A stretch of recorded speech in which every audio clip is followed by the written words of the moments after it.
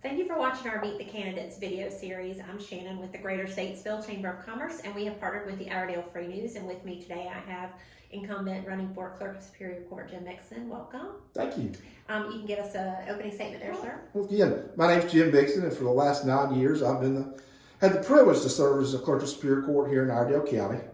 I'm very proud of what we've done over the last 9 years. Our most recent audit received an overall effective rating, which is the highest opinion given, and it indicates excellence in minimizing potential risk of loss. My office is directly responsible for estates and special proceedings, and as these matters are heard by the Clerk of Superior Court. And in these areas, Iredell County's case clearance rates far exceed our state averages. However, there's still much that I'd like to accomplish. I've worked closely with the Administrative Office of the Courts in creating an automated case management system that's currently under development, and I look forward to implementing that system here in Iredell County soon. This system will completely modernize our courts processes and record keeping and will greatly enhance our capabilities to serve our community. In addition, since the beginning of this year, I've worked closely in our community with our community leaders and our leaders in our court system to bring a specialized veterans court to Iredell County. Well, thank you. Our first question is, after almost 10 years in this position, what have you learned about the job and what are the major challenges? The major challenges is there is no 2 days are ever the same. I mentioned the clerk handles all estates and special proceedings. No 2 estates are ever the same. No one's situation is ever the same. So you don't reinvent the wheel every day, but you learn something new every day. You have to take the time to understand each and every situation. And there's no real routine to the job. It's something new every day. What previous work experience do you have that's prepared you for the position? I spent 17 years as a probation parole officer, and the last 6 years I was a specialized officer. I had a caseload of sex offenders, so I worked very closely with our judges and our district attorney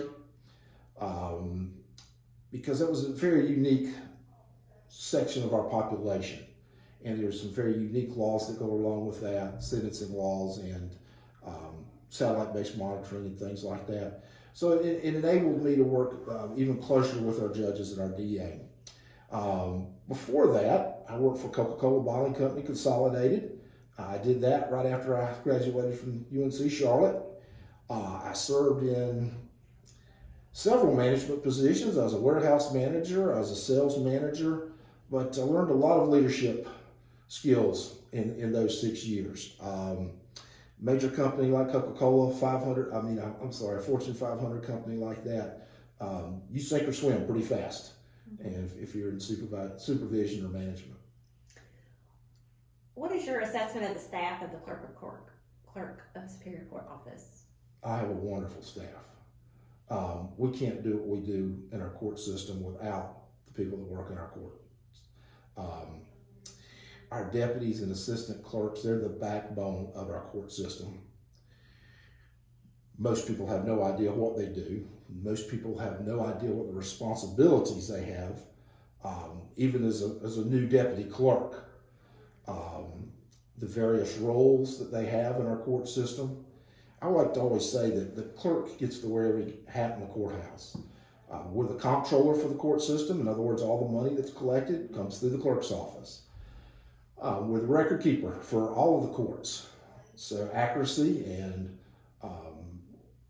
making sure, again, we get everything right. You wouldn't want your record to be messed up, so it's vitally important. The clerk serves as the judge of probate. So the clerk hears many matters as I've alluded to already, and my assistant clerks have the authority and the power under the statutes to hear many of those cases as well. Our courts wouldn't function without the people in the clerk's office, and it's an amazing group. They don't get paid enough. I try to tell our legislatures that every time we have a meeting with them. We don't have enough. We need more to do what we do, but we're only allocated so many by the legislature. So I can't say enough about the people that work in the clerk's office. Have you made any changes to policy or procedures to the Clerk of Superior Court office? Well, a lot of our policies and procedures are set by the Administrative Office of the Courts. Our court system is a unified court system throughout the state. So we follow the same guidelines. Of course, what we follow is the statutes. And as I like to tell my staff, when we have a question, the first thing I ask is, well, what does the statute say? Then what does the clerk's manual say? If it's not clear in the statutes, then we go to the clerk's manual, which is a great volume put out by the School of Government at Chapel Hill. So those things, even from our financial reporting, as I mentioned earlier, we're audited every 4 years by the state auditor, and it rotates in a cycle with our internal audit from the Administrative Office of the Court. So most of the policies and procedures are set forth by AOC. Now, I'm very active with the Clerk's Conference and our legislative committee and some of the other committees that we have to try to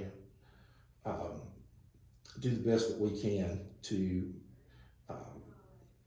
make things easier for our citizens. The laws are very complicated.